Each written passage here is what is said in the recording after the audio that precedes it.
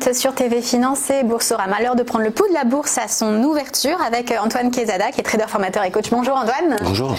Alors la journée d'hier a plongé le CAC sous les 5100 à cause notamment des chiffres de détail américains. Est-ce que cette correction technique peut être encore durable ? Moi j'envisage toujours les choses un petit peu différemment. Moi c'est d'abord le côté technique qui me parle et ce reflux sur les 5100, en fait moi j'avais comme objectif déjà sur le rebond qui s'est effectué depuis les 4600, j'avais comme objectif, et on s'est vu je crois il y a 2 semaines, c'était exactement 5104 points. Alors évidemment 104, c'était 5100 en fait, c'est quoi? C'était 50% de retracement par rapport à la précédente phase de baisse depuis les plus hauts, depuis les 5600 et quelques, on le voit bien ici sur ce graphique qui est un hebdomadaire, donc depuis les plus hauts à 5650 jusqu'au plus bas des 4552, dans la zone des 4600, sur laquelle la grosse oblique a permis un rebond que j'avais extrapolé déjà depuis pas mal de temps, avec une divergence ici qu'on appelle une divergence haussière, sur laquelle donc on devait avoir une impulsion de rebond, et cette impulsion de rebond, moi je la quantifiais, je l'extrapolais sur les 50% de ce retracement. C'est pour ça que ça correspondait à cette zone des 5104 points exactement.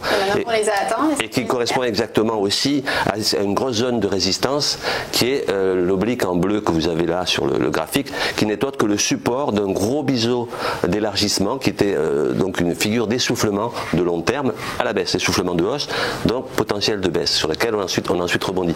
Donc pour moi cette zone des 5100 points, même si on est allé un petit peu au-dessus hier, et on a franchi, on a reculé, effectivement pour des raisons fondamentales, mais vous savez que le technique et le fondamental est souvent très lié, puisque la partie technique n'est autre que la représentation et la psychologie du marché qui lui-même a ingurgité, absorbé ces notions fondamentales.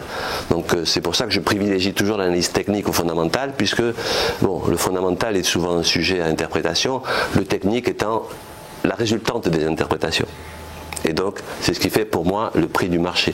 Donc effectivement, pour moi, cette zone donc, qui a été tapée hier et sur laquelle on a buté, puisqu'on a reflué suite à une mauvaise statistique, enfin mauvaise, ça ne veut pas dire grand chose, c'est comment réagit le marché.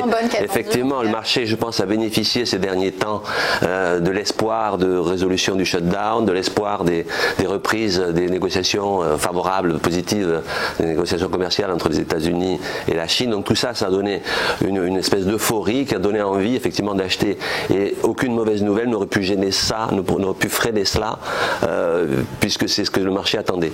Or, le marché est en train d'avoir ce qu'il attendait. En plus, effectivement, la Fed est plutôt accommodante. Ça a contribué à donner un second souffle au marché. Et pour moi, la grosse résistance qui avait été franchie ces derniers temps, c'était les 4850, au-dessus de laquelle, pour moi, il était très très probable qu'on aille sur les niveaux actuels. Voilà. Maintenant, bon, les bonnes nouvelles, elles ont été absorbé, même si rien n'est confirmé, et je pense que maintenant le marché va devenir sensible aux petites mauvaises nouvelles, parce qu'il a besoin de prendre ses bénéfices. C'est-à-dire que cette résistance, elle ne sera pas franchie? Je pense qu'elle va être difficile à franchir.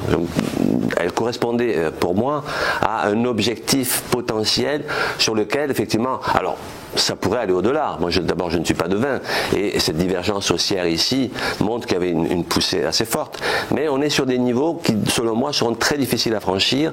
Et si j'avais été un investisseur qui exploitait le rebond sur les 4600, ce que j'avais extrapolé, pour moi, là, il serait temps de prendre une bonne partie des bénéfices. Donc, je pense qu'il sera très difficile de franchir cette zone.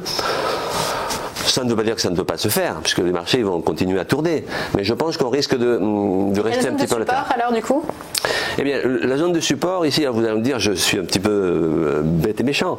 La zone de support pour moi ici sera les 4974 points, qui correspond au deuxième palier de Fibonacci. C'est-à-dire que là, on a buté sur les 50%, c'est-à-dire le troisième palier de Fibonacci.